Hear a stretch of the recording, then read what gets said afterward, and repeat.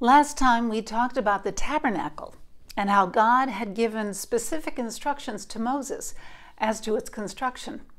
The tabernacle was built in such a manner that it could be dismantled and moved to its new location as the Israelites followed God. Why did the Israelites have to wander in the desert for 40 years? It was because they disobeyed God.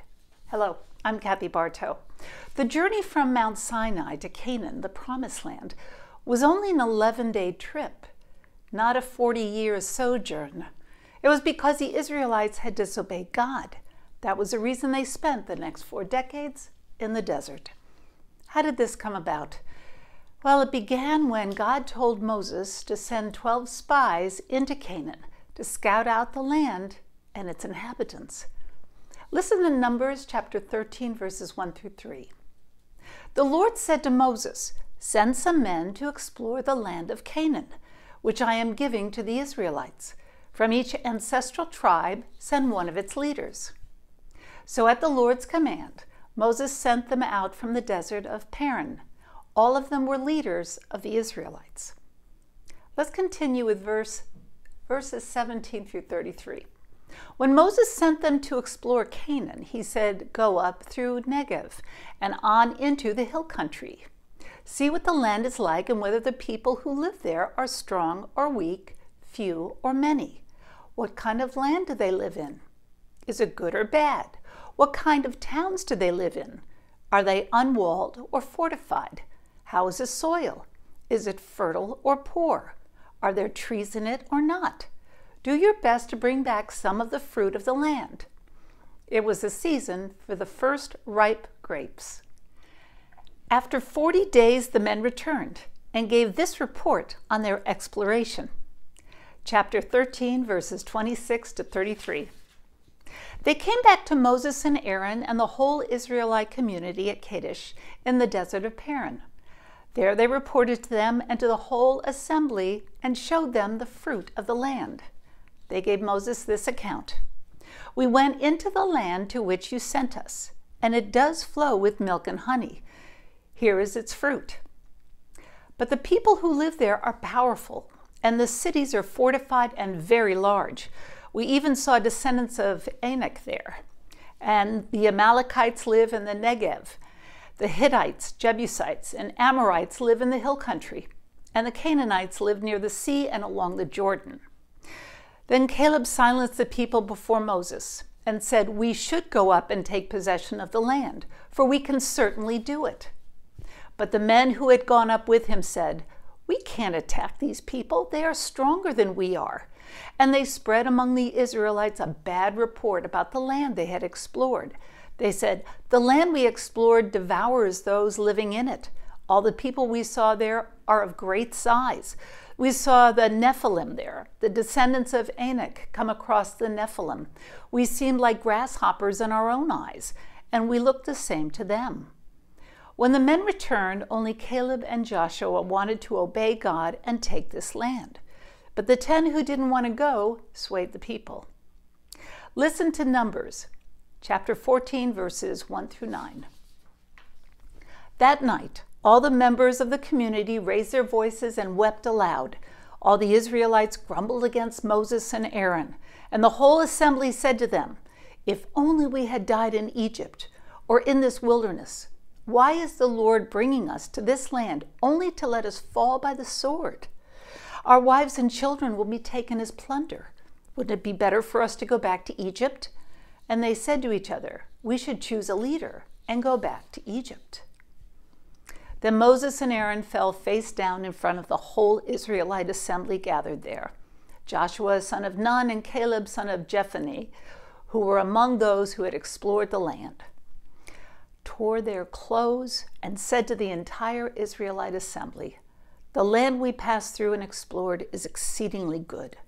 If the Lord is pleased with us, he will lead us into that land, a land flowing with milk and honey, and will give it to us. Only do not rebel against the Lord, and do not be afraid of the people of the land, because we will devour them. Their protection is gone, but the Lord is with us. Do not be afraid of them."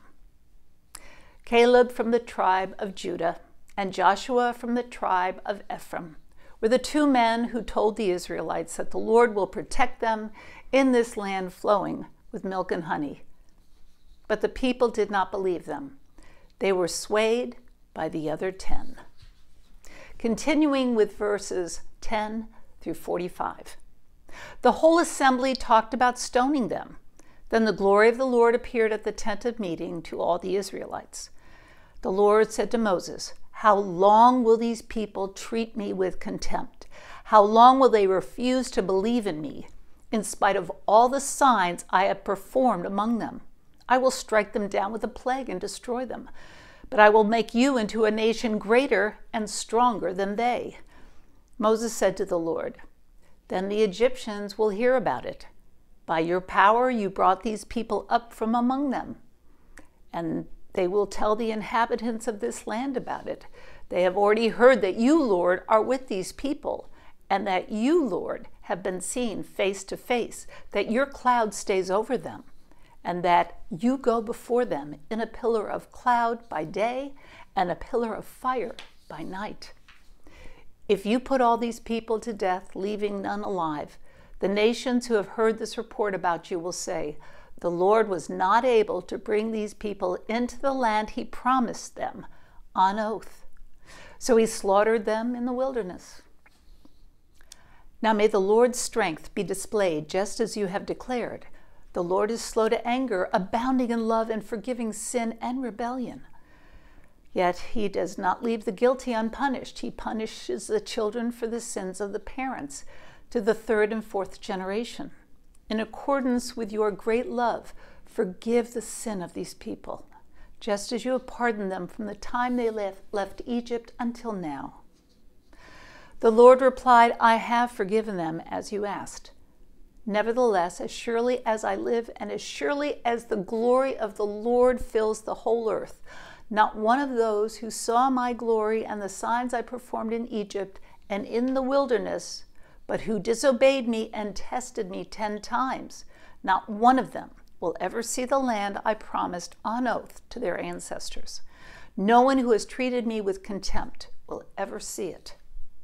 But because my servant Caleb has a different spirit and follows me wholeheartedly, I will bring him into the land he went into, and his descendants will inherit it, since the Amalekites and the Canaanites are living in the valleys. Turn back tomorrow and set out toward the desert along the route to the Red Sea." The Lord said to Moses and Aaron, "How long will this wicked community grumble against me? I have heard the complaints of these grumbling Israelites, so tell them, 'As surely as I live, declares the Lord, I will do to you the very thing I heard you say. In this wilderness your bodies will fall.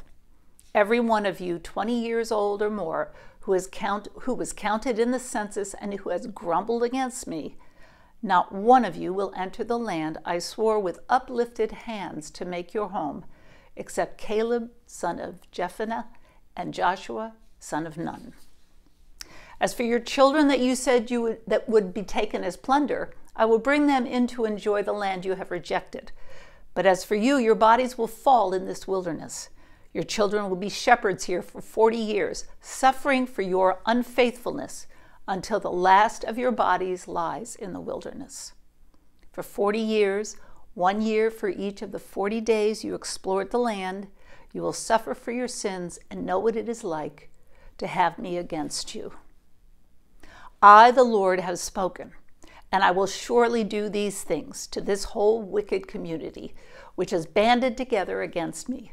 They will meet their end in this wilderness. Here they will die."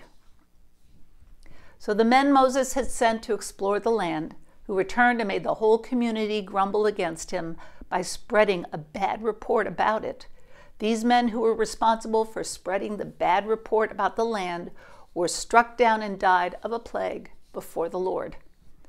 Of the men who went to explore the land, only Joshua, son of Nun, and Caleb, son of Jephunneh, survived. When Moses reported this to all the Israelites, they mourned bitterly.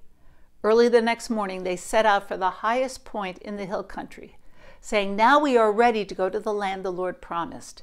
Surely we have sinned." But Moses said, "Why are you disobeying the Lord's command? This will not succeed. Do not go up, because the Lord is not with you. You will be defeated by your enemies. For the Amalekites and the Canaanites will face you there. Because you have turned away from the Lord, he will not be with you, and you will fall by the sword." Nevertheless, in their presumption, they went up toward the highest point in the hill country. Though neither Moses nor the ark of the Lord's covenant moved from the camp, then the Amalekites and the Canaanites who lived in that hill country came down and attacked them and beat them down all the way to Hormah. Disobedience was the only reason the Israelites wandered in the desert for 40 years. God did not want any of them, of that generation who disobeyed him, to enter into the promised land. God always keeps his promises. Remember to trust him and follow him, and only him, with all your heart. Till next time, peace be with you.